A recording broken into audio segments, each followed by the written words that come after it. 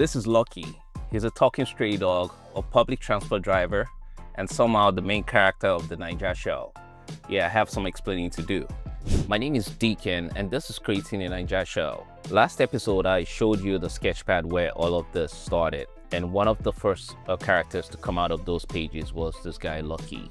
And Lucky is what a lot of Nigerians would call bingo or ekuke. So basically, the local mixed breed dog you see everywhere on the streets, in the neighborhood, hanging around restaurants and waiting for you to finish your food so he can begin a shift. And that last part is actually where Lucky came from. So I thought, what if he was listening to everybody's conversation?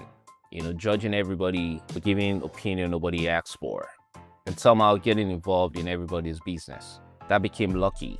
Now, I've always loved animated sitcoms, and Brian Griffin from Family Guy was definitely an influence. I love the idea of a talking dog who wasn't treated like some magical creature. Nobody stopped and says, wait, why is this dog talking? Oh, he's just there. So I took that idea and built, something completely Nigerian around it. Lucky talks, walks on his two legs, and somehow he has a job. Because apparently, even the dogs in Nigeria has to hustle. He's intelligent, he's ambitious, and sometimes he genuinely wants to solve the problem of Nigeria. I've had enough. I'm going to London to bring back every stolen artifact with Nigerian blood on it. And sometimes he will abandon every principle he has if the opportunity is good enough. He lies, he exaggerates. He wants people to think he's more important than he actually is. And every time his ego gets too big, life humbles him, usually very publicly. But underneath all of that, Lucky just wants to belong. So people around him become his family, especially his best friend Friday, the restaurant owner. Lucky hangs around his restaurant for free food, and Friday gets a free guard dog. Everybody wins. Now about the name.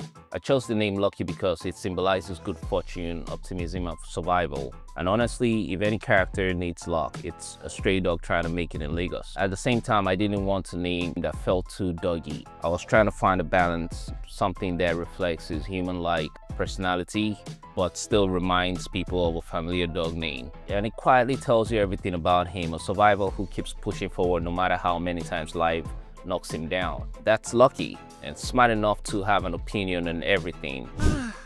Smells like colonialism and boiled potatoes.